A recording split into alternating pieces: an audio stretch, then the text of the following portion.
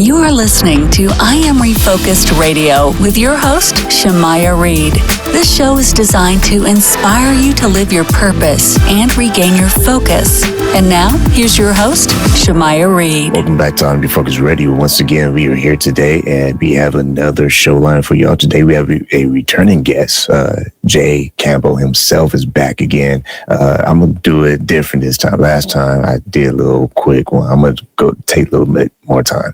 6-time international best-selling author, biohacking pioneer, peptide expert, and co-founder of BioLongevity Labs. Today, we're going to be talking about Jay's 30-day metabolism reset protocol.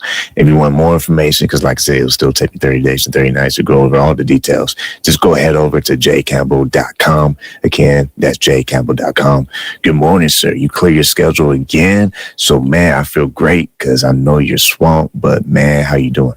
I'm awesome, man. Whenever I get a chance to talk to you, man, we make magic together. So thank you so much for the opportunity, and let's talk about it. Yes, sir. So we'll get right to the chase. When you think about understanding metabolic damage, let's talk about the body. People heard about yo-yo dieting. We kind of touched that in April. But what kind of happens to the body when they're doing that right there? Yeah, so I think the best way to talk about nutrition, metabolism, the body, the situations that we're in the United States, especially right now, is that the food supply, as you and I talked about in April, is contaminated. The water is contaminated. The chemicals that are in our environment are contaminated. I'm drinking out of a plastic water bottle with electrolytes. That's contaminated. So it's really, really difficult, I think, wherever you are, especially in the West, in modernized, urbanized city centers, to avoid the chemical contamination. So obviously, you have to be very proactive in what you do and what you put into your body. So I think the first step and the first thing people really need to understand is you want to remain metabolically flexible based on your energetic demand. And what that really means is like whatever you do day in, day out for your life, whether it's your job, how much you exercise, like how much activity are you, right? Because the average person who checks into a cubicle at 7:50 or 8 a.m. and then checks out at 5:30, 6 p.m. and then sits in their car and drives home in a commute. These are not active people. So you got to really make sure that how you fuel your body, you're not giving it too much processed carbohydrates. You're not giving it too much GMO food or trans fats, et cetera. Because if you don't, you're going to look like the average person. And again, the average person is obese, insulin resistant, and all probably on borderline type 2 diabetic, Shamaya. So it's like, you really have to be conscious and cognizant of what you put into your body. And then I would say the next thing is, I think we talked about this last time too. It's always the same, but do you have a hormonal deficiency? And so many people do, because again, all the things we just talked about, the contamination factor. So if you do have a hormone deficiency, you probably want to see a doctor who can optimize your hormones, write you a script for therapeutic testosterone, or if you're a woman, you might need therapeutic estradiol, progesterone, SDHEA, et cetera. And so that's the two things that you really have to understand. And then obviously, if you're already dealing with insulin resistance and too much body fat, inflammation, et cetera, then you can talk about, a reset, which is obviously, I think, what we want to talk about, which is like one of my books, 30 Days to Shreds. Because in that book, I teach people, how to lose the most amount of fat, like literally, physically or genetically possible in 30 days or less, and to do it from a health and really easiest way to say is a health and safety level. Because as you know, I don't really make recommendations to people that could cause risk, because there are definitely millions of ways to skin a cat when it comes to weight loss, but there's a lot of ways to damage your metabolism, and you don't want to do that, right? You want to do it in a process that is allowing you to lose the fat, A, and then B, maintain it hopefully for life if you continue the same habits, and then C, and most importantly, not damage your metabolism or not cause a health issue that you're going to have to deal with, later or in the longer term perspective. So the diet that I've created, again, is called 30 Days to Shreds. And really what it is it's an alternate day fasting protocol. We can get into the details and get into the weeds about it if you want to, but really very simply is 3 days a week, you lift weights and you eat on those days, normal diet. And again, for me, a normal diet is enough protein, enough clean carbs, enough essential fatty acids. And then on the days that you don't train, you don't eat, you literally fast somewhere between 16, 18, 20 hours, depending on how much weight you have to lose. And so then over time, you get very consistent with that. And in the 30-day protocol, if people want to extend their fast, on their fasting days, they can increase the fat loss or the weight loss. And again, you want to lose fat, obviously more than weight, because we want to maintain muscle and lose fat. But you can extend your fat loss or greatly exaggerate / increase your fat loss the longer you fast. So for example, if you lift Monday, Wednesday, Friday, you fast Tuesday, Thursday, Saturday, Sunday, instead of breaking your fast at say 3:00 in the afternoon, you extend your fast 3 hours and you eat at 6. Sorry, somebody's calling me. He's busy, man. He's busy, America. I don't know why that even rang because my phone's off anyway. But I think it came onto my iPhone on my computer. But yeah, so like the difference between like an 18-hour fast and a 21-hour fast is dramatic.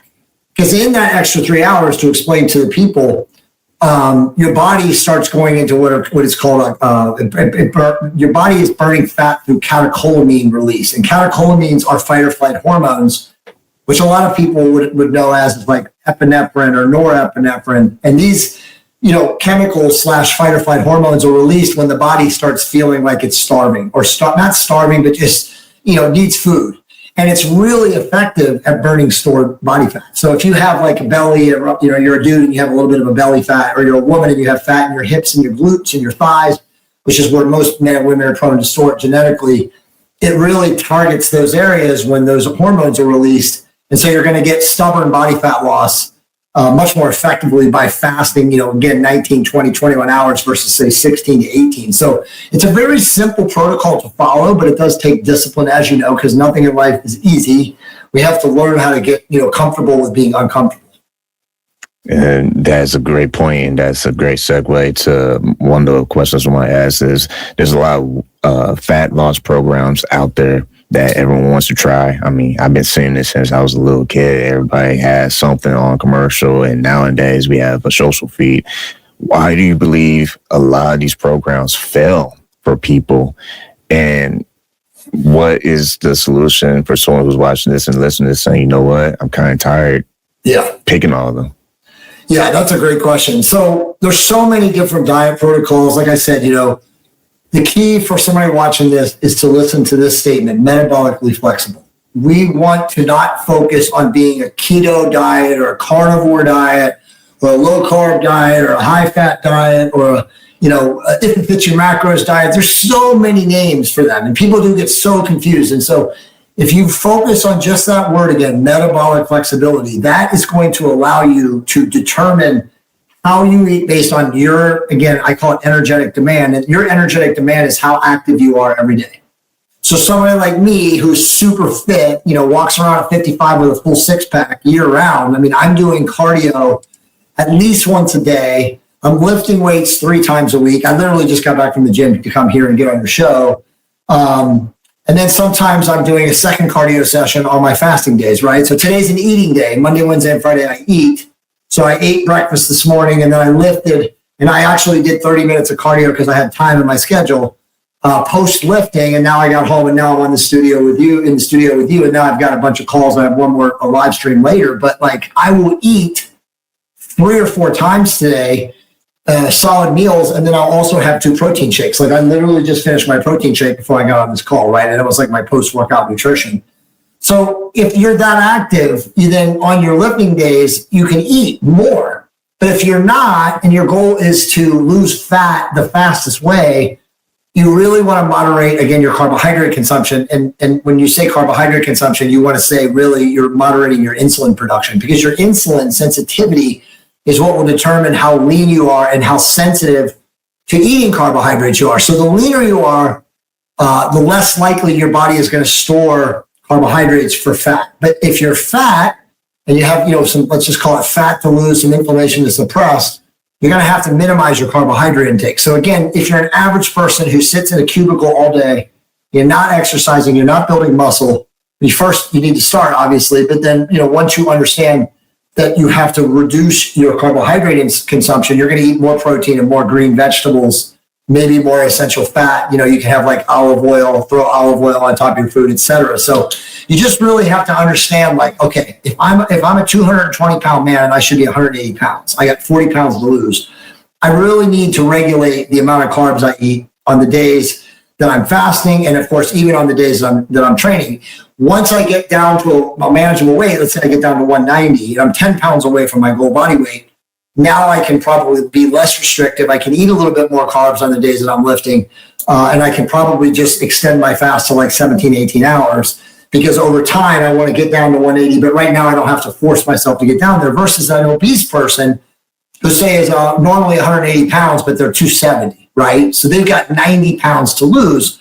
So they should be thinking about, okay, how long is it going to take me to lose 60 to 70 pounds and not get into like this Spartanistic mindset of like, I can't eat, I got to count my calories. So it's more of a gradual process. So again, if you're a person that has 80 to 90 pounds to lose, or let's just say you're obese, you're going to have to go longer fasts, so 20 to 21 hour fasts on the fasting days, lots more cardio than a person who doesn't. And then again, when you do eat, you're eating less carbohydrates. You're going to have more protein, more green veggies, more essential fatty acid, because again, the more carbohydrates that you consume when you're fatter, the more likely you're going to store those as fat. So once you get leaner, your body can handle more carbohydrates. Hopefully that makes sense.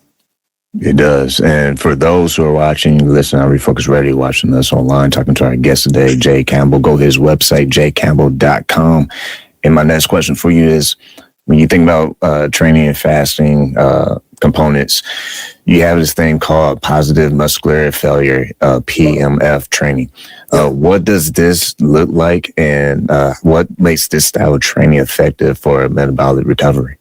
Yeah, it's a great question. So PMF is basically a form or style of training that I kind of adopted from people who mentored me.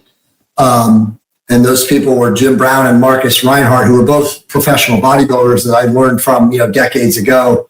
And basically positive muscle failure training is actually lifting a weight to basically a rep range that you cannot do it again in good form or technique, right? Because if you did, you're kind of herky-jerky, or you're like, using momentum or something, or maybe a spotter. But when you learn to train in that kind of rep range, you only have to do a couple of working sets per body part to get a very, very effective workout. It's very intense, and you have to learn how to do it, but anyone can do it. And the older you are, the more effective it is, because you don't have to spend a lot of time in the gym. I mean, dude, me and my wife are not in the gym for more than 40 minutes. And 20 of those minutes are probably doing cardio post-workout. So it's like, if you can actually train to positive muscle failure and do like maybe 4 or 5 body parts, or even train your body as a whole body, as a core, you do like 6 exercises plus finish with abs, you can be done in 20, 25 minutes, right? You don't need 6, movements for a body part with like 4 to 10 or 6 to 10 reps or 8 to 10 reps per set, 6 sets or some shit like that, which most people are trained that way. And so they really never ever train very productively, because they never train at an intensity level to build muscle and burn fat. So my program is set up where I have like a full body workout, which is like a Monday, Wednesday, Friday. And then every 6 to 8 weeks, we change it up and we do like a split, right? So instead of doing full body, we'll do like chest and back, finish with abs. The next workout will be like shoulders and arms, finish with abs. And then the end of the week will be legs and finish with abs, right? So it's like, it just depends on how we're doing it. But we never really do more than, I would say, 10 sets, per session. So if it's a full body routine, it's going to be like 5 exercises, 2 sets each. Not counting abs to finish, or even doing like, cardio at the end, like, maybe a seated bike cardio or rowing or something like that. And then when I do a split, we'll do like 3 exercises, right? So if it's chest and back, it'll be exercise chest, exercise back, exercise chest, exercise back, move. New exercise chest, new exercise back, 2 sets, move. New exercise, 2 sets, move, done. Literally done. Finish with abs and you're out. And if you see most people lift, they're literally, as you know, Shemaya, they're doing like 6 to 8 exercises for a body part. And in truth, you see all the bodybuilder magazines, and you see tons of stuff online, and lots of TikTokers and social media influencers showing people to do that. And that's just completely nonsensical. And I'm not saying you can't do that and get a good body or look good, because plenty of people do, but it's just not effective long term. And I think that for most people, how can I maximize how I look in the minimum time in the gym I spend in the gym? Because again, people are busy. We have other things to do in our life. So I always tell people, no one believes it when they see me with my shirt off. And I'm like, dude, I literally spend an hour and 20 to an hour and 30 minutes a week in the gym tops. literally tops. Now I do cardio at my house. I have an exercise bike in my house. My wife has a really awesome treadmill. But I don't lift. I'm in the gym, like I said, an hour and 30 minutes a week at most. And so it's like, I really think people need to realize that you have to maximize your time in the gym so that when you're in there, you're putting in really effective, consistent, intense work. And it doesn't matter whether you're 30 or you're 70. If you don't train a positive muscle failure and you can go 20, 15, 18, 22 reps, whatever it is, and just fail, and then to do that a second set, you're going to build muscle and you're going to be a lot more fit as you get older. And remember, I think the most important thing people to remember is that as we get older, we want to have strong bones. We want to have very powerful bone mineral density. We don't want to be osteopenic or sarcopenic, which means we have no muscle and no bone mineral density. Because as you get older, if you're like that, then you're bent over. You're like the older man or old women where you're bent over. You don't want to be like that. So that's what you should be training for. You're not training to win bodybuilding shows or strength competitions or power man competitions. You're training to be young, productive, able to pick up your grandkids when you're in your 60s, 70s, and 80s. That's what you want to do. Going back to fasting, when you think about alternate day fasting and how that fits into metabolism reset, explain to the audience the difference between a beginner level and more advanced level for someone who's thinking about doing this. Yeah, great question. So first off, everyone can fast. There's been some really good books written about women's menstrual cycles and how they differ from men, and how some women have to fast less time from a fasting interval standpoint than men due to menstruation, and that's absolutely true. And I want women to understand the luteal phases of menstruation and stuff like that. And if you are in your period and you're fasting, you definitely probably need to break your fast a little sooner than you could if you weren't on your period. But that's really the only exception. And I've had a lot of people challenge me over the years when I speak at conventions or seminars, when they say, it's not true that women can fast as long as men. That's complete bullshit, because I've seen plenty of women, fast for 72 hours, 75 hours, et cetera. So, but to your question, advanced to a beginner, the only difference between an advanced and a beginner faster is that an advanced faster has fasted before, and they have gotten comfortable. Remember when I said becoming comfortable with being uncomfortable? They got comfortable going 20 hours without food. Whereas a beginner who's never fasted before, it's going to be a little bit more difficult to go beyond 14 or 16 hours without food, because what will happen is the stuff that's growing in your microbiome, which is your gut, you got stuff, you got pathogens and bacteria and et cetera that are growing down there until they're overcome or beaten back from fasting. Because remember, when you do fast, there's all sorts of really awesome biochemical things happening. Two of the most important things are autophagy and hormesis. And really, to explain two scientific terms, all they are is cellular fumigations. So as you fast, the longer you fast, the more you cleanse the bad gunk, again, call it like the free oxyradicals and the glycolated end products and all these things that build up in your body over time, and really due to age too. And so the more often you fast, the more you have cellular fumigation. So it's obviously great for your cellular health to fast, but to lose body fat, and again, from your question, from basic to advanced, an advanced person just literally has learned to fast. So they probably have, done different diets where they were fasting, a couple days a week, and they got comfortable being uncomfortable, which is like, again, going like 20 hours without food, versus a basic person that never fasted before. It's going to take a little bit of time for them to go 16 and beyond hours. But again, anyone can do it. And obviously in my books, I give a lot of practical tips on how to eat when you're first starting out, what supplements to take to make it easier on yourself, what things you can take to kill the bacteria in your stomach that make you say, oh, I'm hangry, I got to eat. So there's lots of ways to work around it, but that's really just the answer from a basic to advanced. And then, in the book, I have what I call fully effing optimized, which is like one level up from advanced. And those are the people that are using peptides and, are hormonally optimized. They're using therapeutic testosterone. They're using small molecules. They're using bioregulators. They're like doing everything under the sun to maximize the fat loss that happens while they're fasting for, say, 24 to 30 hours. And speaking of peptides, we all heard about it. We all know about the commercials with GLP-1 medications to fit into the true metabolism reset versus just use the appetite suppression. It kind of educate the audience on that, because a lot of times we just see, influencers co-signing with these things. What's your take on what we see? Yeah, dude. So I'm glad you asked that. So I wrote a book in February of this year called Metabolic Awakening with GLP Peptides. And it's been, of course, an international bestseller. It's over 700 pages. It's got 1,390 scientific references. And I go deep into the science of these GLP-1 peptides and GLP-2s and GLP-3s and even GLP-4s and 5s that are coming. And as you said, dude, most people talking about them have absolutely no idea what they're talking about. Most doctors prescribing them don't understand how to educate their patient base on how to dose them appropriately. So it's a real mess. And most people that use them incorrectly.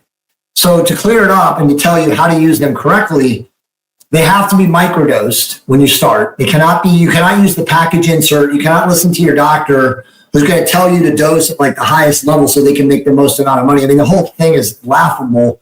But if you understand how to microdose, whether it's semaglutide, which is like Wegovy, tirzepatide, which is Mounjaro, Zepbound, and then the newest one coming is going to be called retatrutide.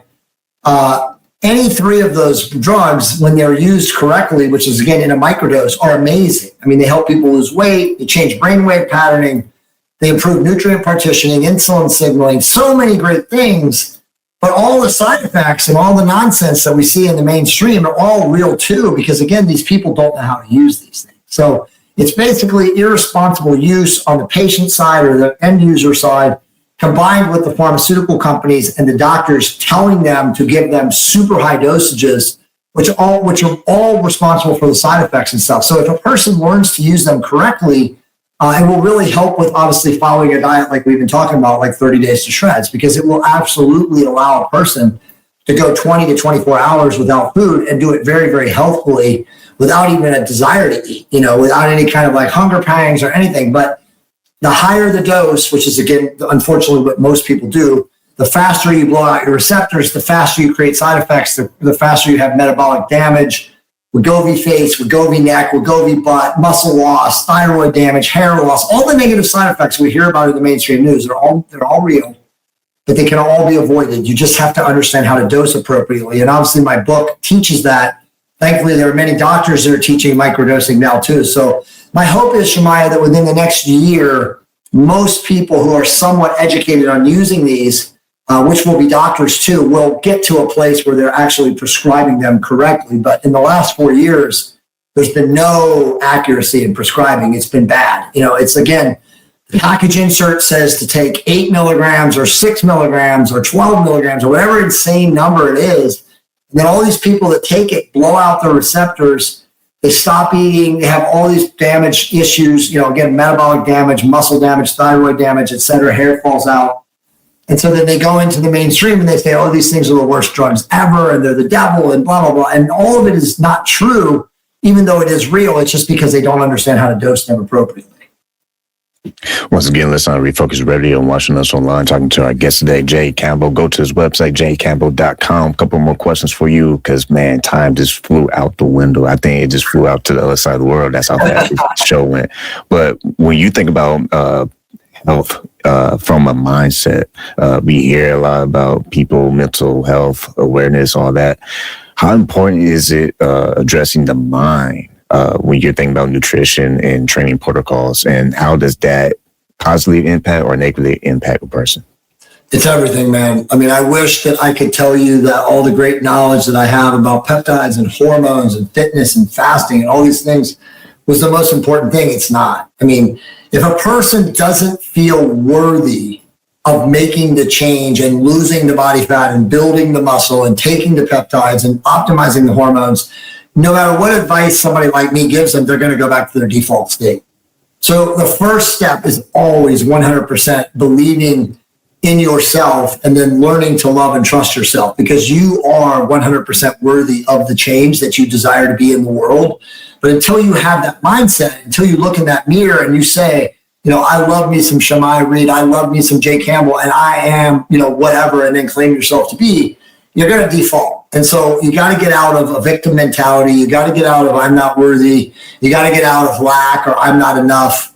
And that sometimes, as you know, is the hardest work to do for people, because a lot of people have really good intentions, right? Like they'll do the diet, they'll follow it, but then they always self-destruct because at their base essence and their core, they don't feel worthy of making that change. And I've seen this so many times, literally thousands of times over the last 2 decades as I've been in this business. You know, people will lose 30, 40, 50 pounds and then get there and then like, oh shit, you know, I'm not this person.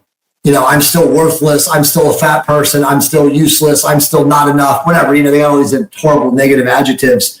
And then they default to that normal state. So again, this is the most important thing, getting to a place of I am worthy and claiming it based on how you change your thoughts, right? So again, you know, for me, it's the I am. I am whatever I claim myself to be. For me, it's like I am healthy, whole, and complete. And now I'm going to take action every single day to make sure that that's exactly the person that I am. That's good stuff. And it comes to remind me, a person once told me, and he's a former NFL athlete, he said, where the mind goes, the body follows. Exactly. And this was said years ago, back in barbershop days when I had 2 mics and a cheap USB mixer. And here we are at the top. So I like what you're saying today, and that reminded me of what he said, because I think it's true. Wherever you spend your time with your mind, idle time is a devil's playground. So you gotta fight the beast with the beast, and that beast is faith over fear. So my last thing for you is, you work with so many high profile people, elite athletes. When you think about the common thread, if you will, what separates someone who wants to do this and they end up failing versus someone who ends up sticking with this and changing their life? Dude, you just said it. Your thoughts become things. It's so simple to change your mindset. You know, I tell people every single day, I don't care how stuck you think you are, how much resistance you are to the flow of life. Because I said this to you on the last call, and I'll say it again, you know, like when you get to a level of awareness of that the only path is to be an ethical human being, you realize that you are literally living in a world where everything is happening divinely as it's intended. And if you don't believe that, it's because you're in resistance to that flow. And the flow is God is in control, right? So literally let go and let God, right? I mean, you've heard that statement, and that's literally the truth. And so we as beings have to get to a place of like, if that's the truth, then why would I have a negative mindset? Like, why would I have a victim mindset? Why would I not wake up every day and grateful, you know, wiggling my fingers and my hands and all that and say, wow, you know, I get another day, you know, this is such a blessing. So the difference between the winners and the losers, so to speak, is that the people that win consistently and consecutively, you know, every day wake up with that mindset. And that mindset is like, I don't need to be negative. I'm going to change my mindset. Again, like I said, if you are right now watching this show and you consider your life like not where you want it to be, change your mindset, change your thoughts, change your life. It's that simple. As soon as you change your thoughts, again, you said it, right? Attention goes where energy flows. So you are going to place your thoughts on positive things, what you're good at, what you enjoy doing. You will ultimately head on a path that is going to improve your life. And that happens 99.9999% of every human being. So no matter where you are right now, if you're not in a state that you ultimately desire, change your mind and you will literally get out of it. That's great stuff, man. I can't say nothing better than that. Only thing I want to say, just as a side note, is it's okay to lose, but it's never okay to quit. Exactly.